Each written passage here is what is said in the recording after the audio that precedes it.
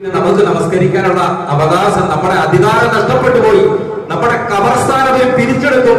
മരണപ്പെട്ട് കഴിഞ്ഞാൽ നമ്മുടെ ഖബർ, നമ്മുടെ ഡെഡ് ബോഡി, നമ്മുടെ മയ്യത്ത് ചുമന്നുകൊണ്ട് നമ്മുടെ മക്കൾ, നമ്മുടെ കുടുംബക്കാർ തെക്ക് വടക്ക് നടക്കേണ്ടി വരും. അടക്കാൻ സ്ഥലമില്ല. എവിടെ അടങ്ങിക്കൊണ്ടിരുന്നത്? ഖബർസ്ഥാൻ. ചുങ്കപ്പാറ പള്ളിയുടെ ഖബർസ്ഥാൻ പിടിച്ചെടുത്തു, രേഖയില്ലാത്തതിന്റെ പേരിൽ. നാം ആലോചിക്കണം ഇതിന്റെ അപകടം. ഇതിപ്പോ വഖഫല്ല, അത് പിടിച്ചെടുത്തോട്ടെ. ഞാൻ എന്തിനായി പ്രക്ഷോഭത്തിന് ഇറങ്ങേണ്ടത്, ഞാൻ എന്തിനാ സമരം ചെയ്യുന്നത് എന്ന് പറയുന്നവർ വളരെ ഗൗരവത്തോടുകൂടി നാം ആലോചിക്കണം. അത് ഇന്ന് ലോക മുസ്ലിമീങ്ങൾ, പ്രത്യേകിച്ച് ഇന്ത്യൻ മുസ്ലിമീങ്ങൾ അനുഭവിക്കുന്ന എല്ലാ പ്രശ്നങ്ങൾക്കും റബ്ബ് സുബ്ഹാനഹു വ തആല ശാശ്വതമായ പരിഹാരം നൽകി അനുഗ്രഹിക്കുമാറാകട്ടെ. കഴിഞ്ഞ ദിവസം ലോകസഭയിൽ പാസാക്കപ്പെട്ട വഖഫ് ഭേദഗതി ബില്ലുമായി ബന്ധപ്പെട്ട ചർച്ചകൾ രാജ്യത്ത് അരങ്ങ് തകർത്തുകൊണ്ടിരിക്കുകയാണ്. ഈ ബില്ലുമായി ബന്ധപ്പെട്ട പ്രക്ഷോഭങ്ങളും പ്രതിഷേധങ്ങളും സമരങ്ങളുമൊക്കെ രാജ്യവ്യാപകമായി ആളിക്കത്തിക്കൊണ്ടിരിക്കുകയാണ്. എന്തുകൊണ്ടാണ് പ്രിയപ്പെട്ട സഹോദരന്മാരെ, മുസ്ലിമീങ്ങളും ഈ രാജ്യത്തെ ജനാധിപത്യ വിശ്വാസികളും ഈ ഭേദഗതി വരുത്തപ്പെട്ട വഖഫ് ബില്ലുമായി ബന്ധപ്പെട്ട ചർച്ചകളിലും പ്രക്ഷോഭങ്ങളിലും സമരങ്ങളിലുമൊക്കെ സജീവമായി കഴിയുന്നത് എന്ന് നാം ആലോചിക്കേണ്ടതുണ്ട്. തീർച്ചയായും വഖഫ് ഭേദഗതി ബില്ല് ഇത് രാജ്യത്തെ മുസ്ലിമീങ്ങളുടെ മാത്രം പ്രശ്നമല്ല. നമ്മുടെ സമൂഹത്തിൽ ഒരു വിഭാഗം ആളുകൾ ധരിച്ചു വച്ചിരിക്കുന്നത് പോലെ ഇത് ഇന്ത്യയിലെ മുസ്ലിമീങ്ങളുടെ മാത്രം പ്രശ്നമല്ല. ഇത് ജനാധിപത്യ വിശ്വാസികളുടെ പ്രശ്നമാണ്. നമ്മുടെ രാജ്യത്തിന്റെ പ്രശ്നമാണ്. നമ്മുടെ രാജ്യത്തിന്റെ ഭരണഘടനയോടുള്ള നഗ്നമായ ലംഘനമാണ് എന്ന് നമുക്ക് മനസ്സിലാക്കാൻ കഴിയും. കാരണം നമ്മുടെ രാജ്യത്തിനൊരു ഭരണഘടനയുണ്ട്. ആ ഭരണഘടനയുടെ ആർട്ടിക്കിൾ 25, 26 വകുപ്പുകൾ പറയുന്നത് ഈ രാജ്യത്തുള്ള ഓരോ പൗരനും അവൻ ഇഷ്ടപ്പെട്ട മതം സ്വീകരിക്കാം, ആ മതത്തിന്റെ പ്രചാരകനായി അവന് ജീവിക്കാം, ആ മതത്തിന്റെ ആരാധനാ അനുഷ്ഠാനങ്ങൾ നിർവഹിക്കാം, ആ മതം, ആ വ്യക്തി വിശ്വസിക്കുന്ന മതങ്ങൾ, ആ മതങ്ങളുടെ സ്ഥാപനങ്ങൾ സംരക്ഷിക്കാൻ, പരിപാലിക്കാൻ തുടങ്ങി നമ്മുടെ രാജ്യത്തിന്റെ ഭരണഘടന നമുക്ക് നൽകുന്ന അവകാശങ്ങളുടെ മേലുള്ള ശക്തമായ ലംഘനമാണ് ഈ മോദി സർക്കാർ പാസാക്കിയിരിക്കുന്ന, രാജ്യസഭയിലും ലോകസഭയിലും പാസാക്കി രാഷ്ട്രപതി ഒപ്പിട്ടിരിക്കുന്ന ഈ വഖഫ് ഭേദഗതി ബില്ല് എന്ന് നാം ഓരോരുത്തരും മനസ്സിലാക്കണം. അതുകൊണ്ടാണ് മുസ്ലിമീങ്ങൾ പ്രക്ഷോഭങ്ങളുമായി തെരുവിലിറങ്ങുന്നത്. ജനാധിപത്യ മതവിഭാഗങ്ങൾ ഈ ബില്ലിനെതിരെ മുസ്ലിമീങ്ങളോടൊപ്പം തെരുവുകളിൽ ഇറങ്ങുന്നതിന്റെ പ്രധാനപ്പെട്ട കാരണം ഇത് രാജ്യത്തിന്റെ ഭരണഘടനയ്ക്ക് എതിരാണ്. അതുകൊണ്ടാണ് പ്രിയപ്പെട്ട സഹോദരന്മാരെ, ഈ സമരങ്ങളൊക്കെ നമ്മുടെ രാജ്യത്ത് നടക്കുമ്പോൾ മറുഭാഗത്ത് BJP വഖഫ് ഭേദഗതി നിയമത്തെ സംബന്ധിച്ച് മുസ്ലിമീങ്ങളെ ബോധവൽക്കരിക്കാൻ വേണ്ടി 2 ആഴ്ച നീളുന്ന ക്യാമ്പയിൻ നടത്തിക്കൊണ്ടിരിക്കുന്നു എന്ന വാർത്ത ഇന്നത്തെ പത്രങ്ങളിൽ നിന്നും നിങ്ങൾ വായിച്ചു കാണും. BJP നിയമത്തിന്റെ, ഈ വഖഫ് നിയമത്തിന്റെ ഗുണങ്ങൾ മുസ്ലിമീങ്ങളെ ബോധ്യപ്പെടുത്താനും പ്രതിപക്ഷ വിമർശനങ്ങൾക്ക് മറുപടി നൽകാനും ലക്ഷ്യമിട്ടുകൊണ്ടാണ് 2 ആഴ്ച നീണ്ടു നിൽക്കുന്ന ക്യാമ്പയിൻ സംഘടിപ്പിച്ചിരിക്കുന്നത്. ഒരു ഭാഗത്ത് ബില്ലിനെ എതിർക്കുന്നു മഹാഭൂരിപക്ഷം ആളുകൾ, മറുഭാഗത്ത് ബില്ലിനെ അനുകൂലിച്ചുകൊണ്ട് ഈ രാജ്യത്തിന്റെ ശത്രുക്കൾ, ഫാസിസ്റ്റ് വർഗീയ ശത്രുക്കൾ, BJP-യുടെ അണികൾ രാജ്യവ്യാപകമായ ക്യാമ്പയിൻ നടത്തിക്കൊണ്ടിരിക്കുകയാണ്.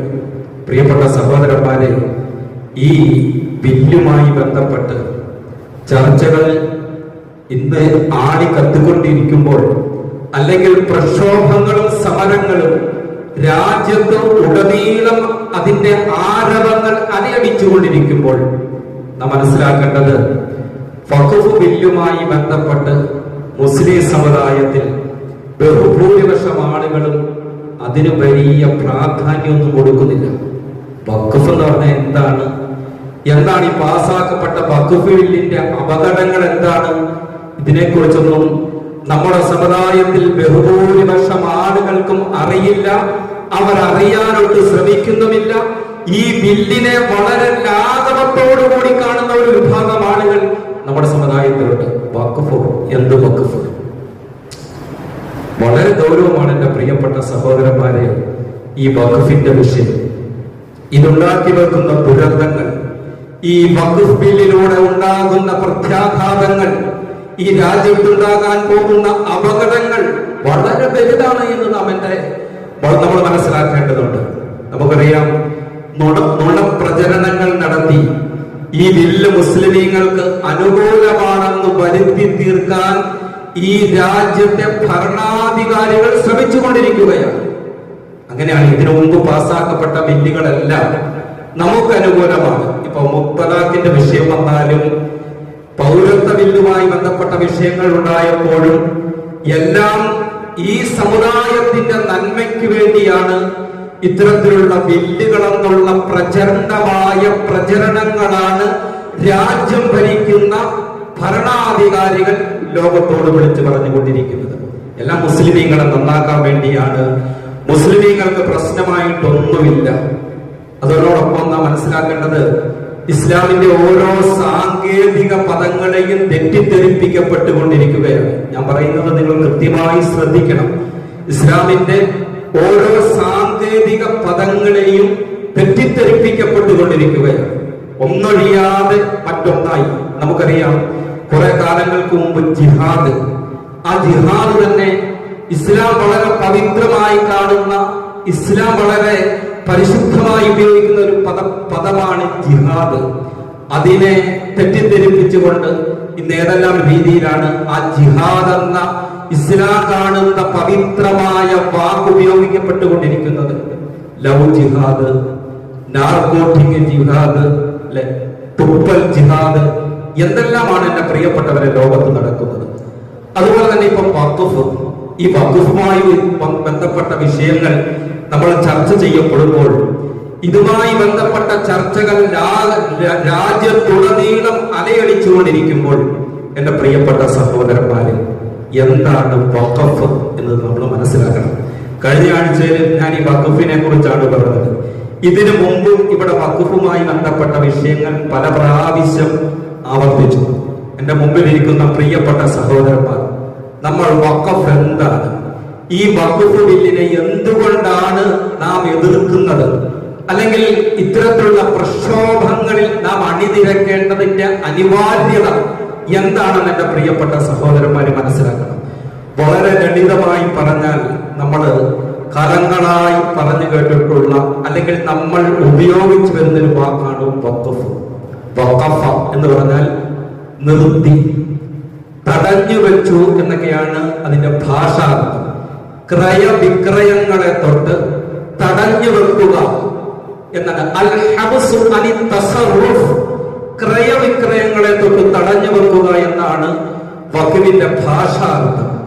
അതിന്റെ മതപരമായ അർത്ഥം, മതവിശ്വാസി, ഇസ്ലാം മതവിശ്വാസി തന്റെ, ശ്രദ്ധിച്ചിരിക്കണം, ഉറങ്ങരുത്, ഇസ്ലാം മതവിശ്വാസി തന്റെ ഉടമസ്ഥതയിലുള്ള സമ്പത്ത് അല്ലെങ്കിൽ വസ്തുവകകൾ അല്ലാഹുവിന്റെ പ്രീതിക്കായി പരലോക മോക്ഷത്തെ ആഗ്രഹിച്ചുകൊണ്ട് ദാനം ചെയ്യുന്നതിന്റെ പേരാണ് വഖഫ്. മനസ്സിലായോ? തന്റെ ഉടമസ്ഥതയിലുള്ള വസ്തുവകകൾ അള്ളാഹുവിന്റെ പ്രീതിക്ക് വേണ്ടി, പരലോകമോക്ഷത്തിനു വേണ്ടി, അവന്റെ സ്വർഗം ആഗ്രഹിച്ചുകൊണ്ട് ദീനിനു വേണ്ടി, അള്ളാഹുവിന് വേണ്ടി സമർപ്പിക്കുന്നതിന്റെ പേരാണ് വഖഫ്. ഈ വഖഫ് അതായത് ഒരു വ്യക്തി തന്റെ ഉടമസ്ഥതയിലുള്ള സമ്പത്ത് അല്ലെങ്കിൽ മറ്റു വസ്തുവകകൾ അത് വഖഫ് ചെയ്ത് കഴിഞ്ഞാൽ അവന്റെ മിൽക്കിയത്തിൽ നിന്നും, അവന്റെ ഉടമസ്ഥതയിൽ നിന്നും അത് നീങ്ങി അതിന്റെ ഉടമ അല്ലാഹു റബ്ബുൽ ഇസ്സത്തായി മാറുകയാണ്. ഒരാളിപ്പോ പള്ളിക്ക് 5 സെന്റ് സ്ഥലം വഖഫ് ചെയ്തു. അള്ളാഹുവിന് വേണ്ടി ഞാൻ 5 സെന്റ് സ്ഥലം വഖഫ് ചെയ്യുന്നു എന്ന് നിയ്യത്ത് ചെയ്തു പറയുന്നതിനോടുകൂടി ഈ 5 സെന്റ് വസ്തുവിന്റെ ഉടമസ്ഥാവകാശം ഇവനിൽ നിന്നും നീങ്ങി. അതിന്റെ ഉടമ ആ പറഞ്ഞ സെക്കൻഡ് മുതൽ അല്ലാഹു റബ്ബുൽ ഇസ്സത്താണ്. വഖഫ് ചെയ്ത വ്യക്തിക്ക് ഒരിക്കലും അത് എന്റേത് എന്ന് അവകാശപ്പെടാൻ അവകാശമില്ല. ആ വഖഫ് കൊടുത്ത ആ സ്ഥലം തിരിച്ചു പിടിക്കാനുള്ള അവകാശമില്ല. അത് ക്രയവിക്രയം ചെയ്യാനോ അത് ദാനം ചെയ്യാനോ ആ വഖഫ് കൊടുത്ത വ്യക്തികളുടെ അനന്തരാവകാശികൾക്ക് ആ സമ്പത്ത് ഉപയോഗിക്കാനോ പാടില്ല. അത് പൊതു സ്വത്തായി മാറി. അതിന്റെ ഉടമസ്ഥൻ അല്ലാഹു റബ്ബുൽ ഇസ്സത്തായി മാറുകയാണ്. ഇതാണ് വഖഫ്. പ്രിയപ്പെട്ടവരെ, വഖഫ് ചെയ്യപ്പെട്ട വസ്തുക്കൾ, ഇനി ആ വസ്തുവിന്റെ ആദായം അത് നമുക്ക് ഉപയോഗിക്കാം. ഈ വഖഫിനെ കുറിച്ച് പറയുമ്പോൾ വഖഫ് 3 തരത്തിലുള്ള വഖഫുണ്ട് ഇസ്ലാമിൽ. 3 തരത്തിലുള്ള വഖഫ്. വഖഫ് ഒരു ദാനമാണ്, അള്ളാഹുവിന് വേണ്ടി ദാനം ചെയ്യുക. പരിശുദ്ധമായ ഇസ്ലാം ദാനത്തിന് വലിയ പ്രോത്സാഹനം കൊടുക്കുന്ന മതമാണ്. ദാനധർമ്മങ്ങൾക്ക് വലിയ പ്രതിഫലം പ്രഖ്യാപിച്ച മതമാണ് ഇസ്ലാം. ഇപ്പൊ ഇസ്ലാമിലെ ദാനം, 1 സ്വതക്ക, അതൊരു ദാനമാണ്. 2 സക്കാത്ത്, നിർബന്ധമായ ദാനമാണ്. 3 ഹിബത്ത്, സംഭാവന എന്ന് പറയാം. ഒരാൾ മറ്റൊരാൾക്ക് എന്തെങ്കിലും സാധനം, വസ്തുക്കൾ സംഭാവന ചെയ്യുക, അതിന് ഹിബത്ത് എന്നാണ് പറയുന്നത്. മറ്റൊരു ദാനമാണ് വഖഫ്. സ്വതക്ക, സക്കാത്ത്, ഹിബത്ത്, വഖഫ്. പറഞ്ഞല്ലേ?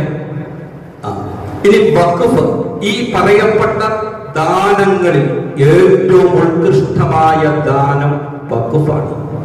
സകാത്തിനേക്കാൾ എന്ന് പറഞ്ഞാൽ സകാത്ത് കൊടുക്കാൻ അവകാശികൾ, അർഹരായ ആളുകൾ സകാത്ത് കൊടുക്കാതെ വഖഫ് ചെയ്യാൻ മതിയെന്നല്ല ഈ പറഞ്ഞതിന്റെ അർത്ഥം. സകാത്ത് കൊടുക്കൽ നിർബന്ധമായ ആള് തന്റെ ധനത്തിന്റെ കണക്ക് നോക്കി റമദാനിൽ നമ്മൾ മനസ്സിലാക്കിയതുപോലെ 2.5% സകാത്ത് കൊടുക്കണം, സദഖ കൊടുക്കണം. ഹിബത്ത്, പരസ്പര കുടുംബ ബന്ധങ്ങളും സൗഹൃദ ബന്ധങ്ങളും ഊട്ടിയുറപ്പിക്കുന്നതിന് വേണ്ടി അങ്ങോട്ടും ഇങ്ങോട്ടും സംഭാവനകൾ കൈമാറണമെന്ന് ബഹുമാനപ്പെട്ട സയ്യിദിനാ റസൂലുള്ളാഹി സ്വല്ലല്ലാഹു അലൈഹി വസല്ലമ തങ്ങൾ പഠിപ്പിക്കുന്നുണ്ട്. പക്ഷെ ഈ ദാനങ്ങളിൽ വെച്ച് ഏറ്റവും ഉത്കൃഷ്ടമായ ദാനം അള്ളാഹുവിന് വേണ്ടി കൊടുക്കുന്ന ദാനമാണ്. തന്റെ സമ്പത്ത് അള്ളാഹുവിന് സമർപ്പിക്കലാണ്.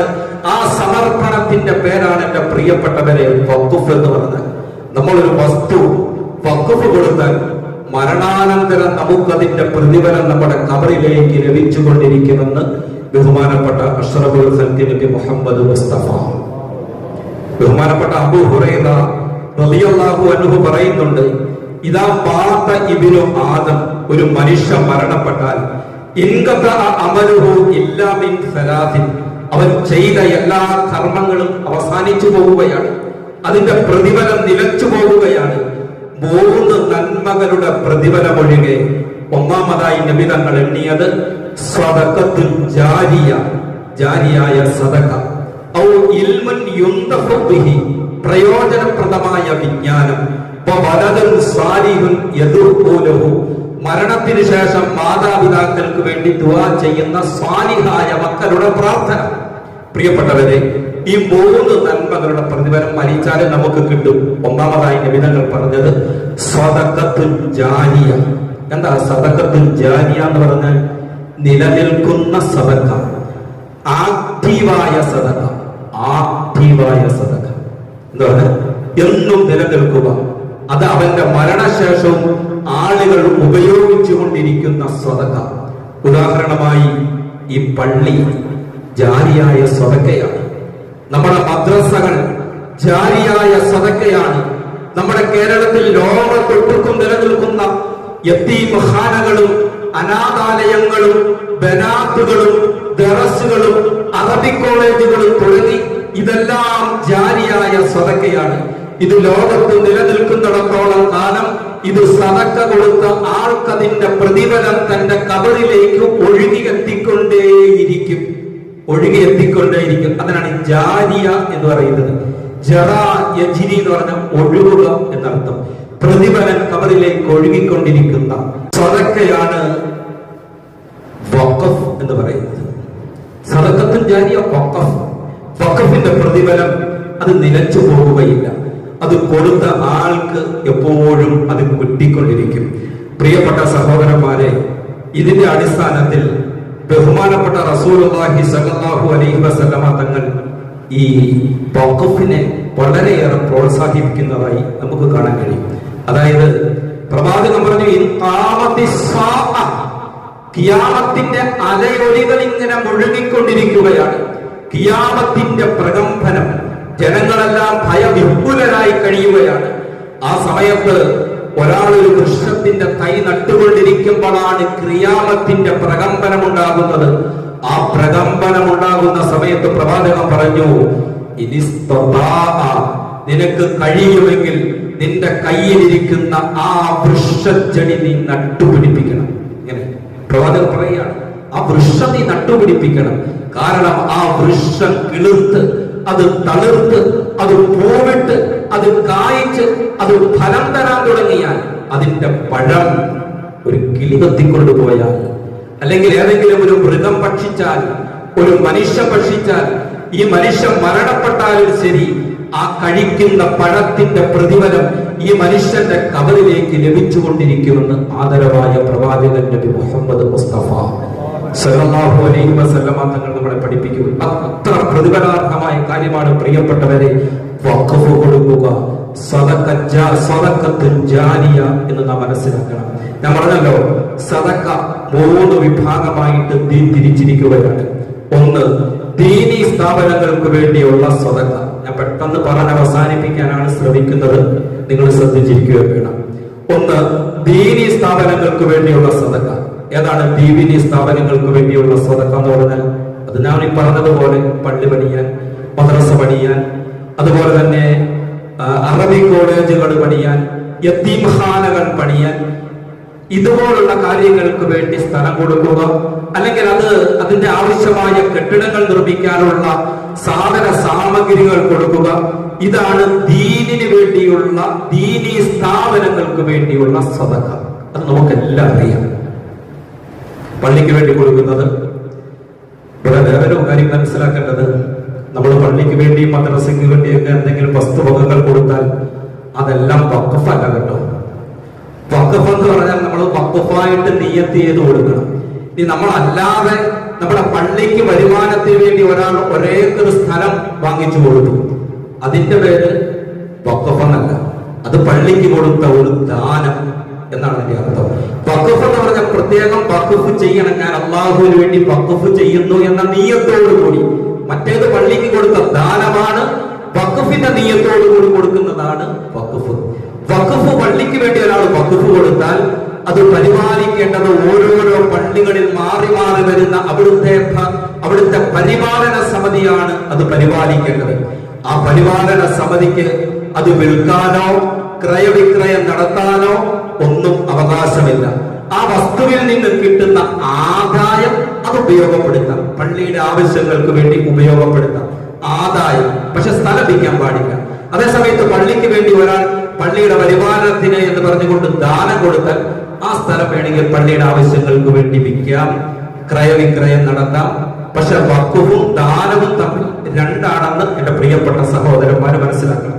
അപ്പൊ പള്ളിക്ക് വേണ്ടി മറ്റ് മതസ്ഥാപനങ്ങൾക്ക് വേണ്ടി കൊടുക്കുന്ന വഖഫ്, അതാണ് ഒന്നാമത്തെ വഖഫ്. അത് മുസ്ലിം സമുദായത്തിനാണ്, മുസ്ലിമീങ്ങളാണ് അതിന്റെ ഉപഭോക്താക്കൾ.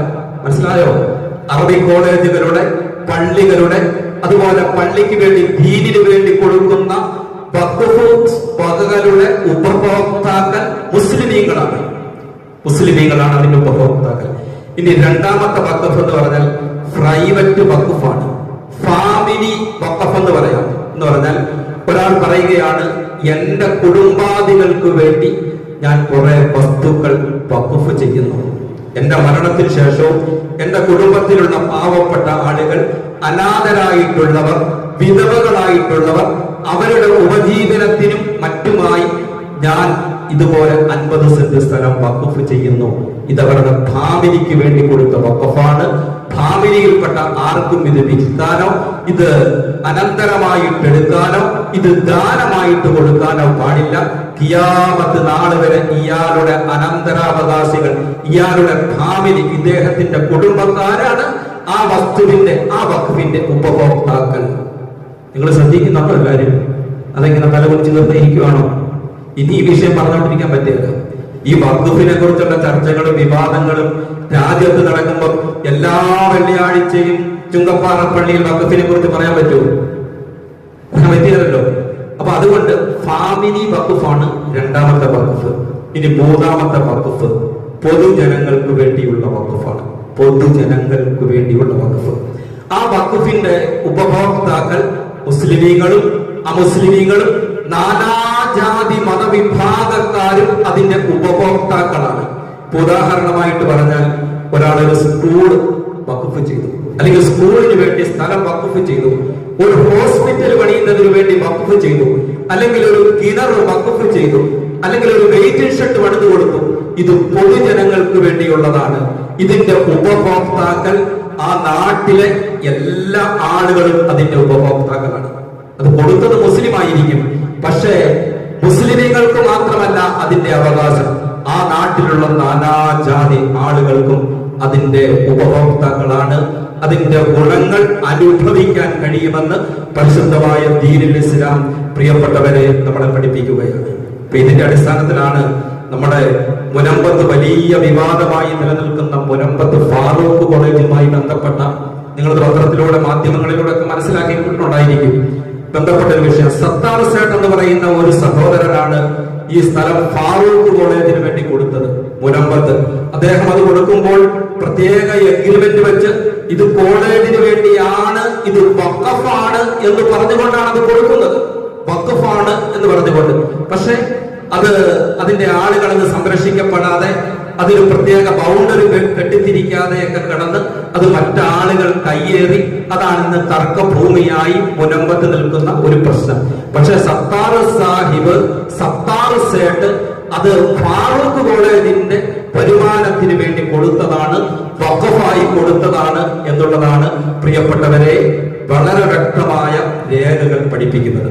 അപ്പോൾ പൊതുജനങ്ങൾക്ക് വേണ്ടിയുള്ള വഖഫ്, ദീനിന് വേണ്ടി കൊടുക്കുന്ന വഖഫ്, ഫാമിലിക്ക് വേണ്ടി കൊടുക്കുന്ന വഖഫ്, മുസ്ലിം എല്ലാ ജനവിഭാഗത്തിന് വേണ്ടി കൊടുക്കുന്ന വഖഫ്, ഇത് വലിയ പ്രതിഫലമുള്ള കാര്യമാണ്. മുസ്ലിങ്ങൾക്ക് മാത്രമല്ല, എല്ലാ ആളുകൾക്കും വേണ്ടി കൊടുക്കുന്ന വഖഫ്. ബഹുമാനപ്പെട്ട സഅദ് റളിയല്ലാഹു അൻഹു മഹാനായ റസൂലുള്ളാഹി സ്വല്ലല്ലാഹു അലൈഹി വസല്ലമ തങ്ങളുടെ അടുക്കൽ വന്നിട്ട് പറഞ്ഞു, യാ റസൂലല്ലാഹ്, ഇന്ന ഉമ്മി തുവഫിയത്, എന്റെ പ്രിയപ്പെട്ട മാതാവ് മരണപ്പെട്ടു പോയി നബിയെ. വലം തൂസി, എന്റെ ഉമ്മ എന്നോടൊന്നും വസിയത്ത് ചെയ്തിട്ടില്ല. ഞാൻ എന്റെ ഉമ്മയ്ക്ക് വേണ്ടി ഒരു കിണർ കൊത്തി പൊതുജനങ്ങളുടെ ആവശ്യത്തിന് വേണ്ടി കൊടുത്താലോ, അത് ഞാൻ കൊടുക്കുന്ന ഈ സ്വതക്ക, അതിന്റെ പ്രതിഫലം എന്റെ ഉമ്മയ്ക്ക് ലഭിക്കുമോ എന്ന് സഅദ് റളിയല്ലാഹു അൻഹു മഹാനായ സയ്യിദുനാ റസൂലുള്ളാഹി സ്വല്ലല്ലാഹു അലൈഹി വസല്ലമ തങ്ങളോട് ചോദിച്ചപ്പോൾ അല്ലാഹുവിന്റെ റസൂൽ പറഞ്ഞു, നഅം യാ സഅദ്, സഅദേ, അല്ലാഹ് സ്വീകരിക്കും.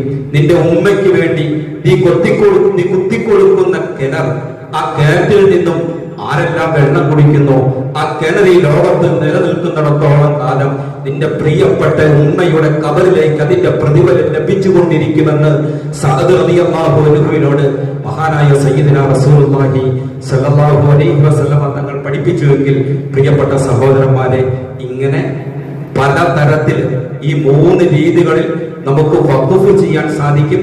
ഇതിനെല്ലാം പരിശുദ്ധമായ ദീനുൽ ഇസ്ലാം പ്രോത്സാഹിപ്പിക്കുന്നു. വലിയ പ്രതിഫലങ്ങൾ ഇസ്ലാം വാഗ്ദാനം ചെയ്യുന്നു എന്നുള്ളതാണ് യാഥാർത്ഥ്യം. ഇനി ഒരുപാട് ഭേദഗതികൾ വഖഫ് ബില്ലുമായി ബന്ധപ്പെട്ട് ഓരോരോ കാലഘട്ടത്തിൽ ഇതിന്റെ ഭരണകർത്താക്കൾ കൊണ്ടുവന്നിട്ടുണ്ട്.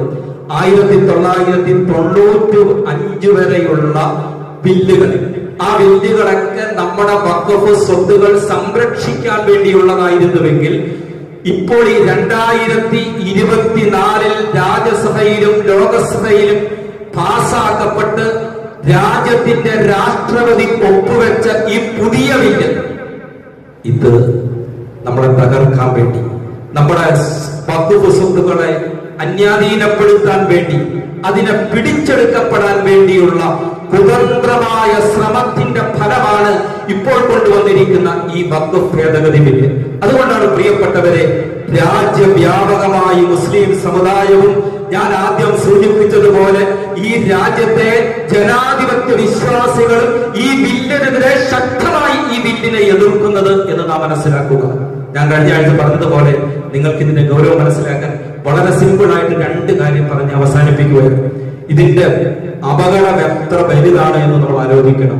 ദീർഘകാലമായി മതകാര്യത്തിന് ഉപയോഗിക്കുന്ന ഒരു ഭൂമി, ഉദാഹരണമായിട്ട് നമ്മുടെ മദ്രസ, അല്ലെങ്കിൽ നമ്മുടെ രാജ്യത്തുള്ള ഏതെങ്കിലും പ്രവർത്തനം നടന്നുകൊണ്ടിരിക്കുന്ന ഒരു മദ്രസ, നമ്മുടെ പൂർവികർ വഖഫ് ചെയ്ത മദ്രസയാണ്. ഈ ദീർഘകാലമായി ഉപയോഗിക്കുന്ന ഈ മദ്രസ 95 വരെ അത് പരമ്പരാഗതമായി മുസ്ലിമീങ്ങൾ വഖഫായി കണ്ടുകൊണ്ടിരുന്ന ആ മദ്രസയുടെ സ്ഥലം അത് വഖഫ് തന്നെയാണ്. ഇപ്പൊ ഈ തിരുത്തപ്പെട്ടിരിക്കുന്ന ഭേദഗതി വരുത്തപ്പെട്ടിരിക്കുന്ന ബില്ലനുസരിച്ച് ഈ മദ്രസ അല്ലെങ്കിൽ പള്ളി ഇതിന് രേഖ കാണിക്കണം എന്നുള്ളതാണ് ഏറ്റവും അപകടം പിടിച്ച കാര്യം. നാം മനസ്സിലാക്കുക, ബ്രിട്ടീഷ് ഈ രാജ്യം ഭരിച്ചുകൊണ്ടിരുന്ന കാലഘട്ടം, അതായത് നമ്മുടെ രാജ്യത്തിന് സ്വാതന്ത്ര്യം ലഭിക്കുന്നതിന് മുമ്പേ ഇവിടെ വഖഫുകളുണ്ട്. നമ്മുടെ പൂർവികർ വഖഫ് ചെയ്തിട്ടുണ്ട്. രാജ്യത്തിന് സ്വാതന്ത്ര്യം കിട്ടുന്നതിന് മുമ്പ് തന്നെ ഇവിടെ വഖഫ് സ്വത്തുക്കളുണ്ട്. പ്രിയപ്പെട്ടവരെ, ആ വഖഫ് സ്വത്ത് ഇന്ന് ലോകത്ത് വഖഫായി നിലനിൽക്കുന്ന ഈ വഖഫ് സ്വത്തുക്കൾ അല്ലെങ്കിൽ ദീനി സ്ഥാപനങ്ങൾ, ഇതിന് രേഖ കൊണ്ടുവരാൻ പറഞ്ഞാൽ എത്ര പേർക്ക് കൊണ്ടുവരാൻ പറ്റും? ആലോചിച്ച് നോക്കണം. ഇപ്പൊ നമ്മുടെ ചുങ്കപ്പാറ പള്ളി ഇതിന് രേഖ സമർപ്പിക്കാൻ പറഞ്ഞാൽ നമ്മുടെ കയ്യിൽ രേഖയില്ലെങ്കിൽ ഇത് സർക്കാർ പിടിച്ചെടുക്കുകയാണ്. ഈ പള്ളിയിൽ പിന്നെ നമുക്ക് നമസ്കരിക്കാനുള്ള അവകാശം, നമ്മുടെ അധികാരം നഷ്ടപ്പെട്ടു പോയി. നമ്മുടെ ഖബർസ്ഥാനം പിരിച്ചെടുക്കും. മരണപ്പെട്ട് കഴിഞ്ഞാൽ നമ്മുടെ ഖബർ, നമ്മുടെ ഡെഡ് ബോഡി, നമ്മുടെ മയ്യത്ത് ചുമന്നുകൊണ്ട് നമ്മുടെ മക്കൾ, നമ്മുടെ കുടുംബക്കാർ തെക്ക് വടക്ക് നടക്കേണ്ടി വരും. അടക്കാൻ സ്ഥലമില്ല. എവിടെ അടങ്ങിക്കൊണ്ടിരുന്നത്? ഖബർസ്ഥാൻ. ചുങ്കപ്പാറ പള്ളിയുടെ ഖബർസ്ഥാൻ പിടിച്ചെടുത്തു, രേഖയില്ലാത്തതിന്റെ പേരിൽ. നാം ആലോചിക്കണം ഇതിന്റെ അപകടം. ഇതിപ്പോ വഖഫല്ല, അത് പിടിച്ചെടുത്തോട്ടെ, ഞാൻ എന്തിനാ ഈ പ്രക്ഷോഭത്തിന് ഇറങ്ങേണ്ടത്, ഞാൻ എന്തിനാ സമരം ചെയ്യുന്നത് എന്ന് പറയുന്നവർ വളരെ ഗൗരവത്തോടുകൂടി നാം ആലോചിക്കണം. അതുപോലെ വഖഫ് ബോർഡുകളുടെ ഭരണാധികാരികളായി വരുന്നത് അമുസ്ലിമീങ്ങൾ. എന്തിനാണ്? അതുപോലെ ഒരാള് മുസ്ലിമായി 5 വർഷം മുസ്ലിമായി ജീവിച്ചാലേ അയാൾ കൊടുക്കുന്ന വഖഫ് സ്വീകരിക്കപ്പെടുകയുള്ളൂ. എന്തിനാണ് ഈ നിയമങ്ങളൊക്കെ? വഖഫ് ഇല്ലാതാക്കാൻ, ഉള്ളത് പിടിച്ചെടുക്കാൻ, ഈ വഖഫിന്റെ എല്ലാ സാധ്യതകളെയും എല്ലാ കവാടങ്ങളെയും കൊട്ടിയടക്കപ്പെടാനുള്ള ബില്ലാണ് എന്റെ പ്രിയപ്പെട്ടവരെ ഇന്ന് പാസാക്കി ഗവർണർ ഒപ്പിട്ടിരിക്കുന്നത്. അതുകൊണ്ട് ഉറങ്ങരുത്. രാജ്യത്ത് പ്രക്ഷോഭങ്ങൾ, സമരങ്ങൾ നടന്നുകൊണ്ടിരിക്കുകയാണ്. നമ്മുടെ ഈ രാജ്യത്ത്, നമ്മുടെ ഈ നാട്ടിൽ, അല്ലെങ്കിൽ നമ്മുടെ ജില്ലയിൽ, പത്തനംതിട്ട ജില്ലയിൽ അല്ലെങ്കിൽ എവിടെയെങ്കിലും ഒരു പ്രക്ഷോഭം നടക്കുന്നു എന്നറിഞ്ഞാൽ നമ്മുടെ ഓരോരുത്തരുടെയും വ്യക്തിപരമായ ആവശ്യമാണ് എന്ന് മനസ്സിലാക്കി ഈ പോരാട്ടങ്ങൾക്ക്, വഖഫ് ബില്ലിനെതിരെയുള്ള പോരാട്ടങ്ങളിൽ, സമരങ്ങളിൽ, പ്രക്ഷോഭങ്ങളിൽ എന്റെ പ്രിയപ്പെട്ട സഹോദരന്മാരെ, നിങ്ങൾ സജ്ജരാകണം, നിങ്ങൾ സംബന്ധിക്കണമെന്നാണ് ഈ സന്ദർഭത്തിൽ നമ്മൾ പറയാനുള്ളത്. ഈ വഖഫ് പാസാക്കപ്പെട്ട ഈ വഖഫ് പിൻവലിക്കുന്നത് വരെ നമുക്കിനി വിശ്രമമില്ല, ഉറങ്ങാൻ പാടില്ല. സമരസജ്ജരായി നമ്മൾ രംഗത്തിറങ്ങണമെന്നാണ് എനിക്ക് ആവശ്യപ്പെടാനുള്ളത്. ഇന്ന് നമ്മുടെ ദക്ഷിണ കേരള ജമിയത്തുൽ ഉലമയുടെ നേതൃത്വത്തിൽ അതിന്റെ കീഴിൽ പ്രവർത്തിക്കുന്ന എല്ലാ പള്ളികളിലും 2024 ഇപ്പോൾ പാർലമെന്റിലും ലോകസഭയിലും ഒക്കെ പാസാക്കപ്പെട്ടിരിക്കുന്ന ഈ ബില്ല് കത്തിച്ചുകൊണ്ട് ശക്തമായ പ്രതിഷേധം നടക്കുകയാണ്. ഇൻഷാ അല്ലാഹ് ജുമാ നമസ്കാരത്തിന് ശേഷം ആ ബില്ല് കത്തിച്ചുകൊണ്ട് നമുക്കും അതിൽ പങ്കാളികളാകണം. ആരും പോകരുത്. പോവാനും ദുആ ഇന്ന് വളരെ ലളിതമായിട്ട് വളരെ കുറഞ്ഞ സമയം കൊണ്ട് ദുആ അവസാനിപ്പിച്ച് അതെല്ലാവരും പള്ളിയുടെ മുറ്റത്ത്, ആരും കാണിക്കാൻ വേണ്ടിയല്ല, ആരും ബോധ്യപ്പെടുത്താൻ വേണ്ടിയല്ല, ഈ വില്ല് കത്തിച്ചുകൊണ്ട് നമുക്ക് പ്രതിഷേധിക്കണം. ആ പ്രക്ഷോഭത്തിൽ എന്റെ പ്രിയപ്പെട്ട സഹോദരന്മാർ, നമ്മൾ നമ്മുടെ മഹലിന്റെ, നമ്മുടെ പൂർവികർ നമ്മുടെ നന്മയ്ക്ക് വേണ്ടി, ലോകത്തിന്റെ നന്മയ്ക്ക് വേണ്ടി, അള്ളാഹുവിന് വേണ്ടി സമർപ്പിച്ച ആ വഖഫ് സ്വത്ത് സംരക്ഷിക്കപ്പെടുന്നതിന് വേണ്ടി എന്റെ പ്രിയപ്പെട്ടവരെ, നമ്മളെ കൊണ്ട് കഴിയുന്ന ഒരു വാക്ക്, ഒരു പ്രതിഷേധം, ഒരു പ്രക്ഷോഭം, അത് അള്ളാഹുവിന് വലിയ ഇഷ്ടമാണ്. ഞാൻ ദീർഘിപ്പിക്കുന്നില്ല, സമയം അവസാനിച്ചു കഴിഞ്ഞു. അതുകൊണ്ട് ജുമായ്ക്ക് ശേഷം നടക്കുന്ന ഈ പ്രക്ഷോഭത്തിൽ, ഈ വില്ല് കത്തിച്ചുകൊണ്ടുള്ള പ്രക്ഷോഭത്തിൽ എന്റെ പ്രിയപ്പെട്ട സഹോദരന്മാരെല്ലാവരും അണിനിരക്കണം. നമ്മൾ ഇവിടെ പ്രക്ഷോഭിച്ചാൽ ഇത് ആരും കാണാനാണെന്നായിരിക്കും നമ്മൾ വിചാരിക്കുന്നത്. ആരും കാണണ്ട. ഇന്ന് ലോകത്ത് മോഡിയുടെ അവന്റെ തിരുമുമ്പിൽ ഇവിടെ നടക്കുന്ന പ്രക്ഷോഭങ്ങൾ എത്തും. അതിനുള്ള സൗകര്യങ്ങൾ നമ്മുടെ രാജ്യത്ത് വികസിച്ചിരിക്കുകയാണ്. നമ്മൾ ഇന്ന് എടുക്കുന്ന സോഷ്യൽ മീഡിയയിലൂടെ നമ്മൾ എടുക്കുന്ന ഈ വീഡിയോ, ഈ ഫോട്ടോ, എന്റെ പ്രിയപ്പെട്ടവരെ, ഇത് നമ്മുടെ കോടതികളിലെത്തും, വേണ്ടപ്പെട്ട അധികാരികളുടെ മുമ്പിൽ എത്തും ഇത്. അതുകൊണ്ട് ചുങ്കപ്പാറ പള്ളിയുടെ മുറ്റത്ത് നിന്ന് പ്രതിഷേധിച്ചാൽ ഇത് ആര് കാണാനാണ് എന്ന തോന്നൽ ആർക്കും ഉണ്ടാകണ്ട. ഇത് വീഡിയോ എടുക്കും, ഇത് ഫോട്ടോ എടുക്കും, ഇത് ഫേസ്ബുക്കിലൂടെ, സോഷ്യൽ മീഡിയകളിലൂടെ ഇത് പ്രചരിപ്പിക്കപ്പെടും, എത്തേണ്ടിടത്തെത്തും. ഇന്നെല്ലാ പള്ളികളിലും പ്രക്ഷോഭം നടക്കുകയാണ്. ഇൻഷാ അല്ലാഹ് ആരും പിരിഞ്ഞു പോകരുത്. നമ്മൾ ഈ പരിപാടിയൊക്കെ വെച്ച് കഴിഞ്ഞ് ആളില്ലെങ്കിൽ, ജനപങ്കാളിത്തം ഇല്ലെങ്കിൽ മറ്റുള്ളവർ കാണുമ്പോൾ ചുങ്കപ്പാറപ്പള്ളി ഇത്ര പേരേ ഉള്ളൂ. മനസ്സിലായോ? ഹനുമോന്റെ എല്ലാ കുഞ്ഞുങ്ങളും എല്ലാ സഹോദരന്മാരും വളരെ ആർജവത്തോടുകൂടി നമ്മുടെ പ്രശ്നമാണെന്ന് മനസ്സിലാക്കി നിങ്ങളെല്ലാം സഹകരിക്കണമെന്ന് ഒറ്റ വാക്ക് പറഞ്ഞ് ഞാൻ അവസാനിപ്പിക്കുകയാണ്. എല്ലാവരും സഹകരിക്കണം. ഇൻഷാ അല്ലാഹ്. ഒരു ഇൻഷാ അല്ലാഹ് ഒന്ന് പുറത്ത് പറയാവോ? ഇൻഷാ അല്ലാഹ്. പുറകിൽ ഇൻഷാ അല്ലാഹ് കേട്ടില്ലല്ലോ. അത്യാവശ്യക്കാരാണ് നിങ്ങൾ. ഇൻഷാ അല്ലാഹ് ഈ പ്രക്ഷോഭത്തിൽ പങ്കെടുക്കും എല്ലാവരും. എന്നിട്ടും വന്നിട്ടില്ല. ഇൻഷാ അല്ലാഹ് അനുഭവം കിട്ടുമ്പോ പഠിച്ചോളൂ. പറയാത്തത് കേട്ടോ. അത്രയ്ക്ക് എനിക്കിപ്പം പറയാനുള്ളൂ.